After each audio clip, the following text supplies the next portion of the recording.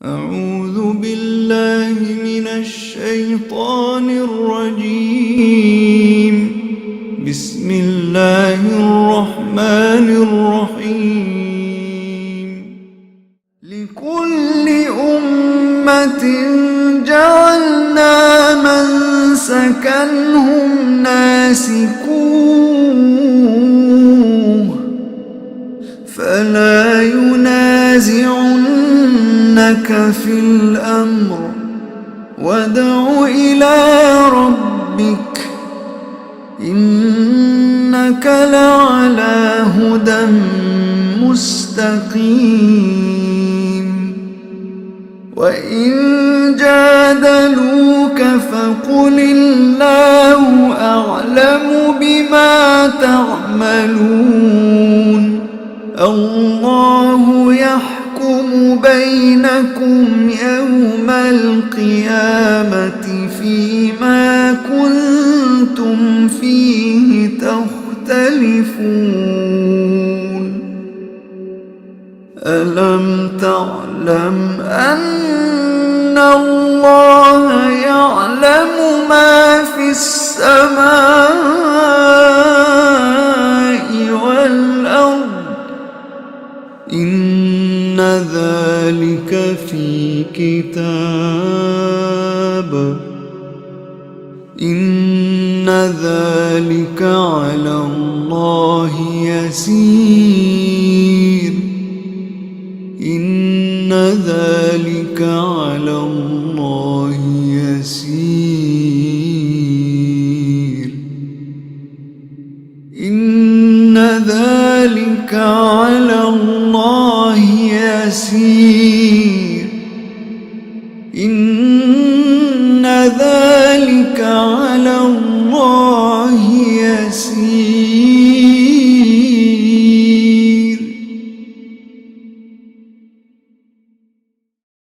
അസ്സലാമു അലൈക്കും വറഹ്മത്തുള്ളാഹി വബറകാതുഹു. ഖുർആൻ മതം 1092 ദിവസത്തിലേക്ക് എല്ലാവരെയും ഹാർദമായി സ്വാഗതം ചെയ്യുന്നു. സൂറത്തുൽ ഹജ്ജിലെ 67 മുതൽ 70 വരെയുള്ള ആയത്തുകളാണ് ഇന്ന് പഠന വിധേയമാക്കുന്നത്. ക്ലാസ് ആരംഭിക്കുന്നതിനായി ആദരണീയനായ ഡോക്ടർ AI വിലായത്തുള്ള സാഹിബിനെ ക്ഷണിക്കുന്നു. അസ്സലാമു അലൈക്കും വറഹ്മത്തുള്ളാഹി വബറകാതുഹു. അഊദു ബില്ലാഹി മിനശ് ശൈത്വാനിർ റജീം. ബിസ്മില്ലാഹിർ റഹ്മാനിർ റഹീം. ലികുല്ലി ഉമ്മത്തിൻ ജഅൽനാ മൻസകാ ഹും നാസികൂഹു ഫലാ യുനാസിഉന്നക ഫിൽ അംർ വദഉ ഇലാ റബ്ബിക إنك لعلى هدى مستقيم وإن جادلوك فقل الله أعلم بما تعملون الله يحكم بينكم يوم القيامة فيما كنتم فيه تختلفون ألم تعلم أن الله يعلم ما في السماء والأرض إن ذلك في كتاب إن ذلك على الله يسير. صدق الله العلي العظيم. സൂറത്തുൽ ഹജ്ജിലെ 67 മുതൽ 70 വരെ ആയത്തുകളാണ് ഞാൻ നിങ്ങളെ കേൾപ്പിച്ചിട്ടുള്ളത്. ഇന്നലെ നമ്മൾ വായിച്ച ഭാഗത്ത് അല്ലാഹു പ്രാപഞ്ചിക പ്രതിഭാസങ്ങളെയും പ്രകൃതിയിലെ മനുഷ്യർക്കായിട്ട് അള്ളാഹു ഒരുക്കി വെച്ചിരിക്കുന്ന സാധ്യതകളെയും ഒക്കെ പരാമർശിച്ചുകൊണ്ട് അള്ളാഹുവിന്റെ അസ്തിത്വത്തെയും ഉണ്മയെയും എങ്ങനെ മനുഷ്യർക്ക് ബോധ്യപ്പെടാം, അങ്ങനെ പ്രാപഞ്ചികവും പ്രകൃതിപരവും ഒക്കെയായിട്ടുള്ള പ്രതിഭാസങ്ങളുടെ അടിസ്ഥാനത്തിൽ അള്ളാഹുവിനെ ബോധ്യപ്പെട്ട് പ്രവാചകന്മാർ മുന്നോട്ട് വെക്കുന്ന സന്ദേശത്തെ അതിന്റെ പിൻബലമായിട്ട് ഉൾക്കൊണ്ടുകൊണ്ട് സത്യവിശ്വാസ പാതയിലേക്ക് ആളുകൾ കടന്നു വരിക എന്നതാണ് അള്ളാഹു ഈ കാര്യങ്ങൾ ചൂണ്ടിക്കാണിക്കുന്നതിന്റെ താല്പര്യമായിട്ട് മുഖ്യമായിട്ടും ഉയർത്തിക്കാണിക്കുന്ന കാര്യമായിട്ട് നമുക്ക് മനസ്സിലാക്കാൻ സാധിക്കും. നിങ്ങളെ ജീവിപ്പിക്കുന്നവനും മരിപ്പിക്കുന്നവനും അള്ളാഹുവാണ്. ഇനി മറ്റൊരു ഘട്ടത്തിൽ വീണ്ടും നിങ്ങളെ പുനരുജ്ജീവിപ്പിച്ചു കൊണ്ടുവരുന്നതും അള്ളാഹു തന്നെയാണ്. ഭൂമുഖത്തെ മനുഷ്യന്റെ വാസക്കാലത്ത് മനുഷ്യന് പ്രയോജനപ്പെടുത്താൻ കഴിയുന്ന വിധത്തിലാണ് ഇവിടെയുള്ള മിക്ക സംവിധാനങ്ങളും അള്ളാഹു ഒരുക്കി വെച്ചിരിക്കുന്നത്. പക്ഷെ മനുഷ്യൻ അതൊക്കെ പ്രയോജനപ്പെടുത്തുകയും അതുകൊണ്ടുള്ള ഗുണങ്ങൾ അനുഭവിക്കുകയും ചെയ്യുന്നുണ്ടെങ്കിൽ പോലും അള്ളാഹുവിനോട് കൃതജ്ഞത കാണിക്കുന്ന ഒരു പ്രകൃതം അല്ല വെളിപ്പെടുത്തുന്നത്. ഈ പ്രാപഞ്ചിക സംവിധാനങ്ങളിലെ മനുഷ്യനായിട്ട് അള്ളാഹു ഒരുക്കി വെച്ചിരിക്കുന്ന കാര്യങ്ങളെ പ്രയോജനപ്പെടുത്തുമ്പോഴും മനുഷ്യ സൃഷ്ടിപ്പിന്റെ ലക്ഷ്യം എന്തെന്ന് വെളിപ്പെടുത്തുന്ന വിധത്തില് പ്രവാചകന്മാർ പഠിപ്പിച്ച സന്ദേശങ്ങളെ വേണ്ട വിധത്തിൽ ഉൾക്കൊള്ളാൻ മനുഷ്യര് സന്നദ്ധരാവുന്നില്ല എന്നതാണ് മനുഷ്യനെ കൃതജ്ഞരാക്കി മാറ്റുന്ന, നന്ദി കെട്ടവരാക്കി മാറ്റുന്ന കാര്യം. അതാണ് ഇവിടെ ചൂണ്ടിക്കാണിക്കപ്പെടുകയുണ്ടായത്. ഇന്ന് നമ്മൾ വായിച്ചു വെച്ചിരിക്കുന്ന ആയത്തുകൾ 67 മുതൽ 70 വരെയുള്ള ആയത്തുകൾ മുഖ്യമായിട്ടും ആരാധന സംവിധാനങ്ങൾ, അള്ളാഹുവിനുള്ള ഇബാദത്തിന്റെ രീതിയെക്കുറിച്ചുള്ള ഒരു പരാമർശമാണ് അടങ്ങിയിട്ടുള്ളത്. നമുക്ക് ആയത്തുകൾ ആദ്യം കേൾക്കാം. ലികുല്ലി ഉമ്മത്തിൻ ജഅൽന മൻസക, ഓരോ സമുദായത്തിനും നാം ഒരു ഇബാദത്തിന്റെ മാർഗം അല്ലെങ്കിൽ ഇബാദത്തിന്റെ രീതി നിശ്ചയിച്ചു കൊടുത്തിട്ടുണ്ടായിരുന്നു. ഓരോ ഉമ്മത്ത് എന്ന് പറയുമ്പോൾ ഓരോ പ്രവാചകന്റെയും പിന്മുറക്കാരായി രൂപപ്പെട്ടു വന്നിട്ടുള്ള ഒരു സമുദായമാണ്. വ്യത്യസ്ത കാലഘട്ടങ്ങളിൽ, വ്യത്യസ്ത പ്രദേശങ്ങളിൽ, വ്യത്യസ്ത സമൂഹങ്ങളിലായിട്ട് പ്രവാചകന്മാര് ദൗത്യ നിർവഹണം നടത്തിയിട്ടുണ്ട്. മനുഷ്യന്റെ നാഗരിക വളർച്ച എല്ലാ കാലഘട്ടത്തിലും ഒരുപോലെ ആയിരുന്നില്ല. നാഗരിക വളർച്ചയുടെ ഓരോ ഘട്ടവും അനുസരിച്ച് അള്ളാഹു അവർക്കുള്ള മൻസക്ക്, അവർക്കുള്ള അള്ളാഹുവിനോടുള്ള വിധേയത്വം പ്രകടിപ്പിക്കുന്ന വിധത്തിലുള്ള അവരുടെ ആരാധനാചര്യ, ആരാധനാ കർമ്മങ്ങളുടെ, അള്ളാഹുവിനുള്ള കീഴ്പ്പെടലിന്റെ പ്രകടനമായ ആരാധനാ കർമ്മങ്ങളുടെ രൂപവും രീതിയും ഒക്കെ അള്ളാഹു നിശ്ചയിച്ചു കൊടുത്തിരിക്കുകയാണ്. ഇതിൽ മാറ്റങ്ങളുണ്ട്. ഓരോ ഘട്ടങ്ങളിലും വ്യത്യസ്തമായ രീതികൾ അതിൽ അള്ളാഹു പഠിപ്പിക്കുകയുണ്ടായിട്ടുണ്ട്. അടിസ്ഥാനപരമായി അള്ളാഹുവിന്റെ ഏകത്വത്തെ മുൻനിർത്തിക്കൊണ്ടുള്ളതാണ് എല്ലാവിധ മൻസക്കുകൾ എങ്കിലും വ്യത്യസ്ത ഭൂപ്രദേശങ്ങളിൽ, വ്യത്യസ്ത കാലഘട്ടങ്ങളിൽ, വ്യത്യസ്ത സമൂഹങ്ങളിലായിട്ട് രൂപപ്പെട്ടു വന്ന വ്യത്യസ്ത ഉമ്മത്തുകൾക്ക്, പ്രവാചകന്മാരുടെ സമൂഹങ്ങൾക്ക് അള്ളാഹു വിഭിന്നതയുള്ള, വ്യത്യസ്തതയുള്ള മൻസക്കുകളാണ് നിശ്ചയിച്ചു കൊടുത്തിട്ടുണ്ടായിരുന്നത്. അതിന് പല കാരണങ്ങളും നമുക്ക് കണ്ടെത്താൻ സാധിക്കും. അള്ളാഹു അത് വെളിപ്പെടുത്തുകയല്ല. പക്ഷെ നമുക്ക് അതിന്റെ ചരിത്രപരവും നാഗരികവുമായ സാഹചര്യങ്ങളെ വിലയിരുത്തുമ്പോൾ അതിന്റെ കാരണങ്ങളൊക്കെ മനസ്സിലാക്കാൻ സാധിക്കും. വിദൂര ദേശങ്ങളിലുള്ള ആളുകൾക്ക് 2000 കൊല്ലം അതിനു മുമ്പൊക്കെ ആയിട്ട് അവരോട് മക്കയില് വന്ന് ഹജ്ജ് നിർവഹിക്കാൻ പറഞ്ഞാല് അത് സാധിച്ചോളണമെന്നില്ല. അത് സാധിക്കുന്ന വിധത്തിലുള്ള യാത്രാ സംവിധാനങ്ങൾ ആ കാലഘട്ടത്തിൽ രൂപപ്പെട്ടു വന്നിട്ടുണ്ടായിരുന്നില്ല. അത് അതിന്റെ ഏറ്റവും പ്രാഥമികമായ തലത്തിൽ സാധ്യമായ ഒരു ഘട്ടത്തിലാണ് മുഹമ്മദ് നബി സല്ലല്ലാഹു അലൈഹി വസല്ലമയിലൂടെ ഹജ്ജ് പുനഃസ്ഥാപിക്കപ്പെടുന്നത്. ഇബ്രാഹിം അലൈഹിസ്സലാം അത് നടപ്പിലാക്കിയെങ്കിലും പിന്നീട് അത് പല വിധത്തിലുള്ള ജീർണതകൾക്കും വിധേയമായിക്കൊണ്ട് അതിന്റെ രൂപഭേദം സംഭവിച്ച് അത് പലതുമായി മാറിയിട്ടുണ്ടായിരുന്നു. ഇബ്രാഹിം അലൈഹി ഇസ്ലാമിന്റെ കാലം തൊട്ടേ മധ്യപൗരസ്ത്യ ഭൂപ്രദേശത്തുള്ള ആളുകൾക്ക്, അറബിക്കും ചുറ്റുപാടുമുള്ള ആളുകൾക്ക് അത് സാധിക്കുമായിരുന്നെങ്കിലും വിദൂര ദിക്കുകളിൽ നിന്ന് വരേണ്ട ആളുകൾക്ക് അത് ആലോചിക്കാൻ പോലും പറ്റുന്ന ഒരു കാര്യമായിരുന്നില്ല. മൻസക്ക് എന്ന വാക്ക് വിശുദ്ധ ഖുർആനിൽ പലയിടത്തും ഹജ്ജുമായി ബന്ധപ്പെട്ടുകൊണ്ടുള്ള ബലികർമ്മത്തെ സൂചിപ്പിക്കാനാണ് ഉപയോഗിച്ചിട്ടുള്ളത്. എല്ലായിടത്തും അങ്ങനെയല്ല. ചിലയിടത്ത്, ഇവിടെ വിശേഷിച്ച് അത് ആരാധന സംവിധാനം, അള്ളാഹുവിനുള്ള ഇബാദത്തിന്റെ വ്യവസ്ഥ, അതിനുള്ള ക്രമം, അതിനെ സൂചിപ്പിക്കുന്ന ഒരു പദമാണ്. വേറെ ചിലയിടത്ത് അത് വ്യത്യസ്തമായിട്ട് ഉപയോഗിക്കുന്നുണ്ട്. നമുക്ക് ആ വിശദാംശത്തിലേക്ക് വരാം. ലികുല്ലി ഉമ്മത്തിൻ ജഅൽന മൻസക, ഓരോ സമുദായത്തിനും നാം ഒരു ഇബാദത്തിന്റെ മാർഗം, ഒരു ഇബാദത്തിന്റെ രീതി നിശ്ചയിച്ചു കൊടുത്തിട്ടുണ്ട്. ഹും നാസിക്കൂഹു, അവരത് അനുഷ്ഠിക്കുകയാണ്. ആ മൻസക്ക് അനുസരിച്ചാണ് അവരുടെ കർമ്മങ്ങൾ അവർ ചെയ്യുന്നത്. അള്ളാഹു പ്രവാചകന്മാര് മുഖേന പഠിപ്പിച്ചു കൊടുത്തിട്ടുള്ള മൻസക്ക് അനുസരിച്ചാണ് അവർ ആ അനുഷ്ഠാനങ്ങൾ നിർവഹിക്കുന്നത്.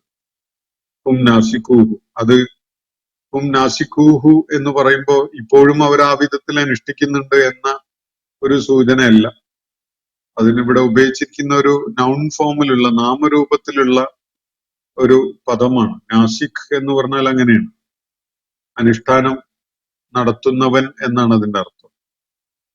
അവര് അതിന്റെ അനുഷ്ഠാനം നടത്തുന്ന വിധത്തിലാണ്, അല്ലെങ്കിൽ അത് അനുഷ്ഠിക്കുന്നതിന് വേണ്ടി ആ വിധത്തില് പ്രവാചകന്മാര് കാണിച്ചു കൊടുത്ത വിധത്തിൽ അവര് ആ അനുഷ്ഠാനങ്ങൾ നിർവഹിക്കുന്നതിന് വേണ്ടി എന്നും അത് മനസ്സിലാക്കാവുന്നതാണ്. ഫലാ യുനാജിഉന്നക ഫിൽ അംർ, അതുകൊണ്ട് അവര് താങ്കളോട് ഇക്കാര്യത്തില് കലഹിക്കേണ്ടതില്ല. താങ്കളോട് ചണ്ട കൂടി തർക്കത്തിൽ ഏർപ്പെട്ട് കലഹം ഉണ്ടാക്കേണ്ട കാര്യമില്ല ഇക്കാര്യത്തിൽ. വേദസമൂഹത്തിലെ പലരും നബി സല്ലല്ലാഹു അലൈഹി വസല്ലം പഠിപ്പിക്കുന്ന മൻസക്കിനെ തങ്ങൾക്ക് പരിചയമുള്ള മൻസക്കിൽ നിന്ന് വ്യത്യസ്തമാണ് എന്ന പേര് പറഞ്ഞുകൊണ്ട് ആക്ഷേപിക്കുന്ന ഒരു സാഹചര്യം ഉണ്ടായിരുന്നു എന്ന് വേണം മനസ്സിലാക്കാൻ. വിശേഷിച്ച് ഹജ്ജുമായി ബന്ധപ്പെട്ടുകൊണ്ടുള്ള ഈ ആയാത്തുകളുടെ പശ്ചാത്തലത്തിൽ. അപ്പോ ഈ വിഷയത്തില് പൂർവിക പ്രവാചകന്മാര് പഠിപ്പിച്ചിട്ടുള്ള മൻസക്കിൽ നിന്ന് വ്യത്യസ്തമാണ് മുഹമ്മദ് നബി സല്ലല്ലാഹു അലൈഹി വസല്ലം പഠിപ്പിക്കുന്ന മൻസക്ക് എന്നതിന്റെ പേരിൽ അവർ താങ്കളോട് ശണ്ട കൂടാനോ തർക്കിക്കാനോ കലഹിക്കാനോ ഒന്നും വരേണ്ടതില്ല. വദഉ ഇലാ റബ്ബിക, താങ്കൾ അതിലല്ല ഊന്നൽ കൊടുക്കേണ്ടത്, മറിച്ച് വദഉ ഇലാ റബ്ബിക, താങ്കളുടെ റബ്ബിന്റെ മാർഗത്തിലേക്ക് അവരെ ക്ഷണിക്കുക. അതാണ് പ്രധാനമായിട്ടുള്ളത്. ഈ മൻസക്ക് വ്യത്യസ്തമായ കാലങ്ങളിൽ വ്യത്യസ്ത രൂപങ്ങളിലൊക്കെ ഉണ്ടാവും. ഇപ്പോ അതിന്റെ അവസാന രൂപം മുഹമ്മദ് നബി സല്ലല്ലാഹു അലൈഹി വസല്ലം മുഖേന പഠിപ്പിക്കപ്പെട്ടിരിക്കുകയാണ്. ഈ ആളുകൾക്ക് അള്ളാഹുവിന്റെ ഏകത്വം ബോധ്യപ്പെട്ടുകൊണ്ട് അള്ളാഹുവിലേക്ക് മടങ്ങാൻ ഇവര് സന്നദ്ധരാകുന്നുവെങ്കിൽ ഇപ്പോ പഠിപ്പിക്കപ്പെടുന്ന മൻസക്ക് അവർക്കൊരു തടസ്സമാവുകയേ ഇല്ല. ഇതാണ് സൂചിപ്പിക്കപ്പെടുന്ന കാര്യം. വദഉ ഇലാ റബ്ബിക, നിന്റെ നാഥന്റെ മാർഗത്തിലേക്ക് നീ അവരെ ക്ഷണിക്കുക. ഇന്നക ലഅലാ ഹുദം മുസ്തഖീം, ഒരു സംശയവും വേണ്ട, താങ്കള് ഏറ്റവും ചൊവ്വായ സന്മാർഗത്തിൽ തന്നെയാണുള്ളത്. അവരുടെ മൻസക്കിൽ നിന്ന് താങ്കളുടെ മൻസക്ക് വ്യത്യാസപ്പെട്ടിരിക്കുന്നു എന്നതിന്റെ പേരില് താങ്കൾ എന്തെങ്കിലും കാരണത്താൽ മാർഗഭ്രംശം സംഭവിച്ചവനാണ് എന്ന് ആരും ആക്ഷേപിക്കേണ്ടതില്ല. അത്തരം കാര്യങ്ങൾ ഉന്നയിക്കേണ്ടതുമില്ല. അങ്ങനെ ഒരു തെറ്റിദ്ധാരണ താങ്കൾക്കും ഉണ്ടാവേണ്ടതില്ല. പൂർവിക പ്രവാചകന്മാര് പഠിപ്പിച്ച മൻസക്കിൽ നിന്ന് വ്യത്യസ്തമായതാണ് മുഹമ്മദ് നബി സല്ലല്ലാഹു അലൈഹി വസല്ലം പഠിപ്പിക്കുന്നത് എന്നത് ഒരാശയക്കുഴപ്പത്തിന്റെ ഒരു വിഷയമല്ല എന്നാണ് അള്ളാഹുവിടെ സൂചിപ്പിക്കുന്നത്. അവരെ അള്ളാഹുവിലേക്ക് വിളിക്കുക, അതാണ് വേണ്ടത്. അള്ളാഹുവിനാണ് സമർപ്പണം നൽകേണ്ടത്. അവരിപ്പോ സമർപ്പണം നൽകിക്കൊണ്ടിരിക്കുന്നത് അള്ളാഹുവിനല്ലതാണ്. അതുകൊണ്ട് ആ വ്യാജമായ ബാത്തിലായ ആലിഹത്തുകളെ കൈയൊഴിഞ്ഞുകൊണ്ട് അള്ളാഹുവിലേക്ക് മടങ്ങുവാൻ അവരോട് നിർദ്ദേശിക്കുക. ചേർത്ത് മനസ്സിലാക്കേണ്ട ഒരു കാര്യം, ഇന്നക ലഅല ഹുദം മുസ്തഖീം. ഇക്കാര്യത്തിലും ഈ മൻസക്കിന്റെ കാര്യത്തിലൊക്കെ തന്നെ താങ്കൾ തീർച്ചയായിട്ടും ഏറ്റവും മുസ്തഖീമായ ഹുദയിലാണ്, ഏറ്റവും ചൊവ്വായ, ഏറ്റവും ഋജുവായ, വക്രതയില്ലാത്ത, എന്തെങ്കിലും പിഴവുകൾ സംഭവിച്ചിട്ടില്ലാത്ത സന്മാർഗത്തിൽ തന്നെയാണ് താങ്കൾ ഉള്ളത്. വ ഇൻ ജാദലൂക, ഇനി അവർ താങ്കളോട് തർക്കിക്കാൻ വരുന്നുവെങ്കിൽ അവരോട് പറയുക, ഫഖുലില്ലാഹു അഅലമു ബിമാ തഅമലൂൻ, അവരോട് പറയുക, അള്ളാഹു തീർച്ചയായിട്ടും നിങ്ങൾ ചെയ്തുകൊണ്ടിരിക്കുന്ന നിങ്ങളുടെ പ്രവൃത്തികൾ കാണുന്നുണ്ട്, അവൻ അറിയുന്നുണ്ട്. അത് ഖുലില്ലാഹു അഅലമു, അള്ളാഹു ആണ് ഏറ്റവും നന്നായി അറിയുന്നവൻ, ബിമാ തഅമലൂൻ, നിങ്ങൾ ചെയ്തുകൊണ്ടിരിക്കുന്ന കാര്യങ്ങളെ കുറിച്ച്, നിങ്ങളുടെ ചെയ്തികളെ കുറിച്ച്, നിങ്ങളുടെ പ്രവർത്തനങ്ങളെ കുറിച്ച് ഏറ്റവും നന്നായി അറിയുന്നവൻ അള്ളാഹുവാണ് എന്ന് അവരോട് പറഞ്ഞേക്കുക. അപ്പോ മുഹമ്മദ് നബി സല്ലല്ലാഹു അലൈഹി വസല്ലം പഠിപ്പിക്കുന്ന മൻഹജില് ചില വ്യത്യാസങ്ങൾ കാണുന്നതിന്റെ പേരിൽ ഞങ്ങളുടെ പ്രവാചകന്മാർ പഠിപ്പിച്ച വിധമല്ല ഇത് എന്ന് പറഞ്ഞുകൊണ്ട് അവർ ശണ്ടക്ക് വരുന്നുവെങ്കിൽ അവരോട് പറഞ്ഞേക്കുക, നിങ്ങൾ പ്രവർത്തിച്ചുകൊണ്ടിരിക്കുന്നത് അള്ളാഹു അറിയുന്നുണ്ട്. നിങ്ങളിപ്പോ ഇതിന്റെ പേരിലാണല്ലോ കലഹിക്കാൻ വരുന്നത്.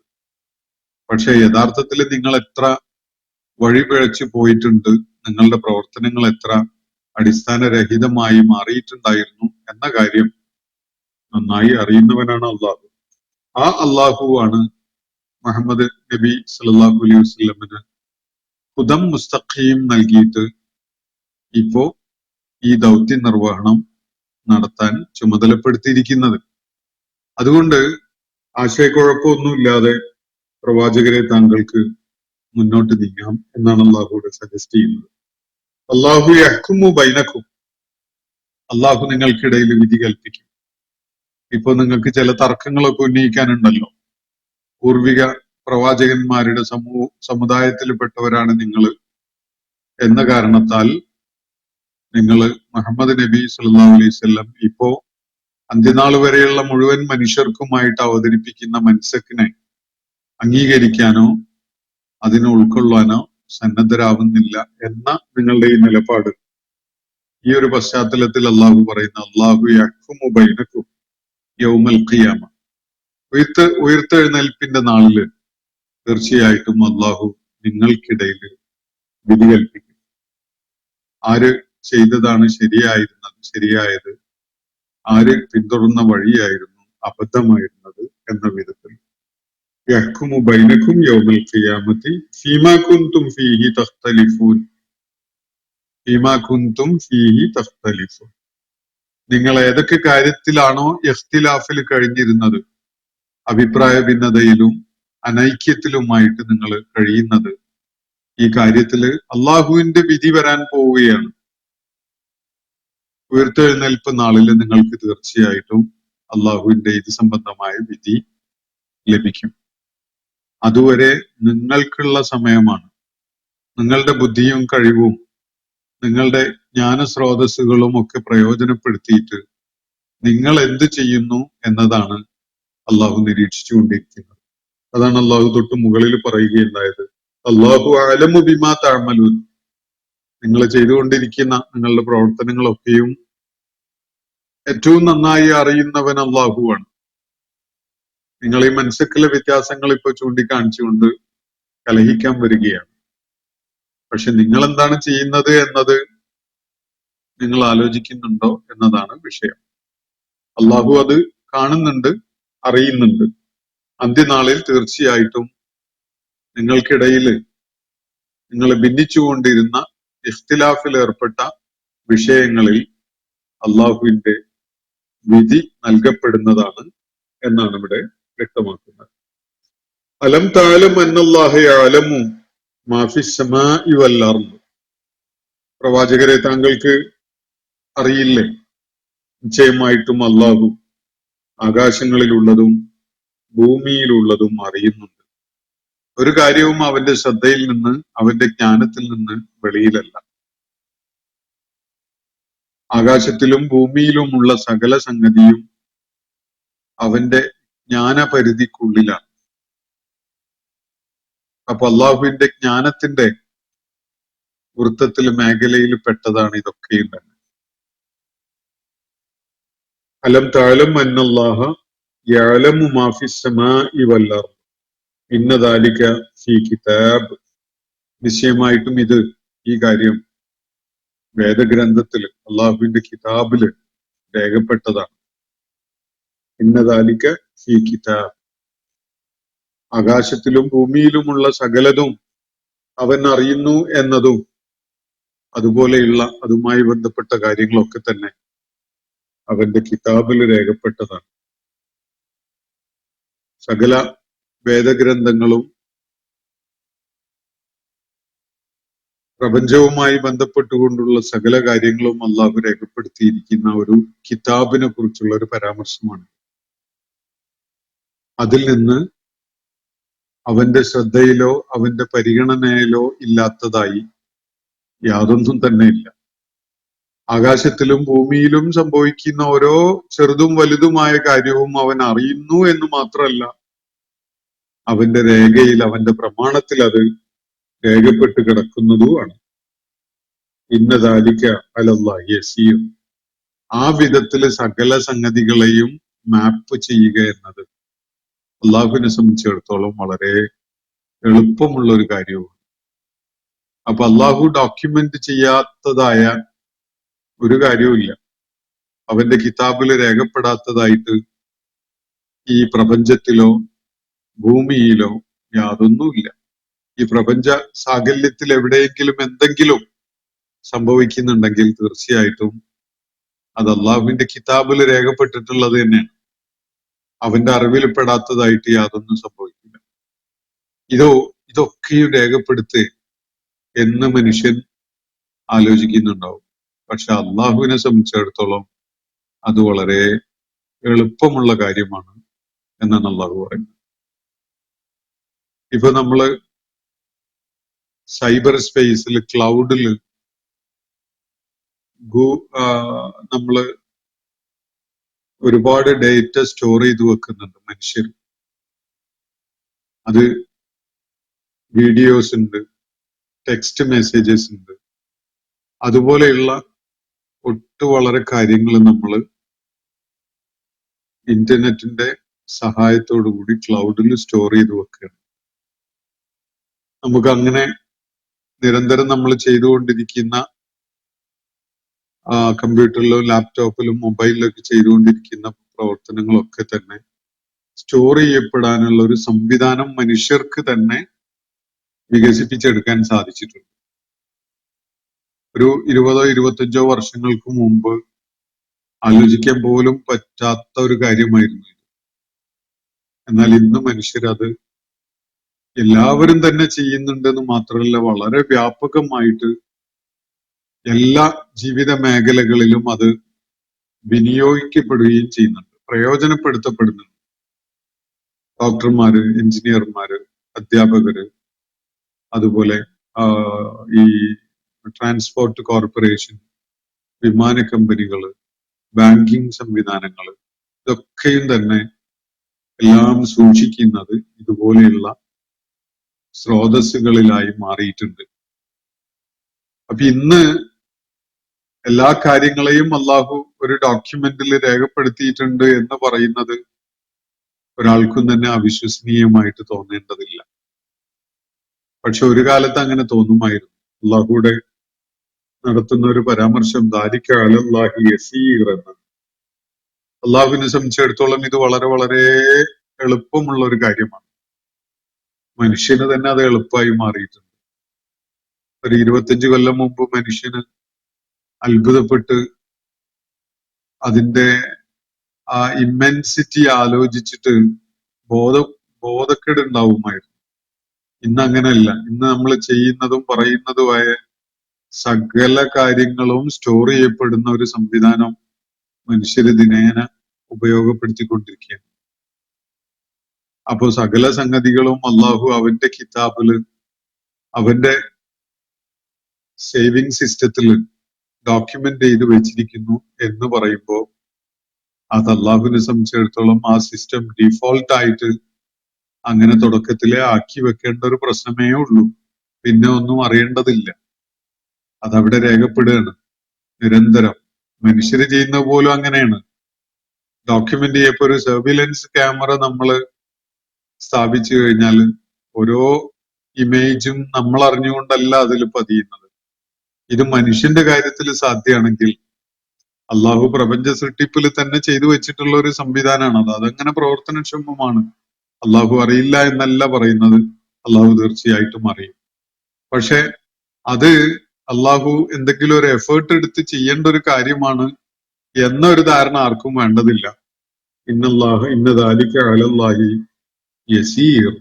അള്ളാഹുവിനെ സംബന്ധിച്ചിടത്തോളം അത് വളരെ വളരെ എളുപ്പമുള്ള ഒരു കാര്യം മാത്രമാണ് എന്നാണ് അള്ളാഹുവിടെ പറയുന്നത്. ഇപ്പൊ നമ്മൾ പറഞ്ഞു വന്നത് എല്ലാ ഉമ്മത്തിനും അള്ളാഹു ഒരു മൻസക്ക് നിശ്ചയിച്ചു കൊടുത്തിട്ടുണ്ട്. ഇവിടെ ഞാൻ സൂചിപ്പിക്കുകയുണ്ടായി, മൻസക്ക് എന്ന് പറഞ്ഞാൽ ആരാധന കർമ്മങ്ങളുമായി ബന്ധപ്പെട്ടുകൊണ്ടുള്ള ഒരു വ്യവസ്ഥയാണ്. ഇബാദത്ത് നിർവഹിക്കുന്നതിൻ്റെതായ ഒരു രീതി. ചിലയിടത്ത് ഖുർആനിൽ അത് ബലികർമ്മം നിർവഹിക്കുക എന്ന അർത്ഥത്തിൽ സ്പെസിഫൈ ചെയ്തുകൊണ്ട് അത് പറയുന്നുണ്ട്.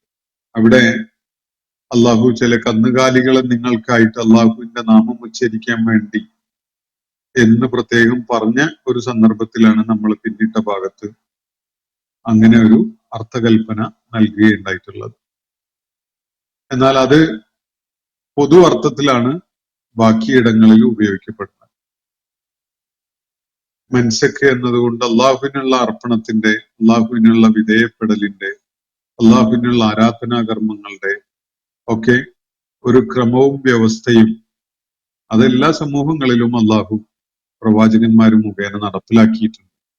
അതിന്റെ ഏറ്റവും ഫൈനലായ രൂപമാണ്, അന്ത്യനാൾ വരെയുള്ള മുഴുവൻ മനുഷ്യരും പിന്തുടരേണ്ട രൂപമാണ് ഇപ്പോ മുഹമ്മദ് നബി സല്ലല്ലാഹു അലൈഹി വസല്ലം മുഖേന പഠിപ്പിക്കപ്പെട്ടുകൊണ്ടിരിക്കുന്നത്. അത് പൂർവിക സമൂഹങ്ങളുടെ രീതികളിൽ നിന്ന് വ്യത്യാസപ്പെട്ടിരിക്കുന്നു എന്നതിന്റെ പേരിൽ ആരും തർക്കത്തിന് വരേണ്ടതില്ല. അവരെ അള്ളാഹുവിലേക്ക് ക്ഷണിച്ചുകൊണ്ടിരിക്കുക. താങ്കൾ ശരിയായ കാര്യം തന്നെയാണ് ചെയ്യുന്നത്, താങ്കൾ ഹുദം മുസ്തഖീമിൽ തന്നെയാണ് എന്നാണ് ഇവിടെ പറയുന്നത്. അപ്പൊ ഈ പൊതു അർത്ഥത്തില് മൻസക്ക് എന്ന വാക്ക് വിശുദ്ധ ഖുർആനില് ഉപയോഗിക്കുന്നതാണ് നമ്മളിവിടെ കാണുന്നത്. ഇത് മറ്റൊരിടത്ത് സൂറത്തുൽ മാഇദയില് വേറെ ഒരു പദം ഉപയോഗിച്ചുകൊണ്ട് പരാമർശിക്കുന്നത് കാണാൻ കഴിയും. ലികുല്ലിൻ ജഅൽനാ മിൻകും ശിറാഅത്തൻ വ മിൻഹാജ.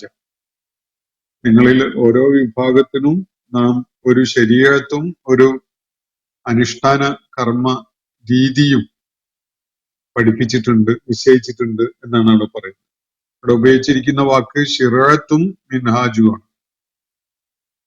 ഇവിടെ മൻസക്ക് എന്ന വാക്കാണ് ഉപയോഗിച്ചിട്ടുള്ളത്. അതുപോലെ മറ്റൊരിടത്ത് അത് സൂറത്തുൽ ജാസിയയിലാണ്. സുമ്മ ജഅൽനാക അലാ ശരീഅത്തിൻ മിനൽ അംർ.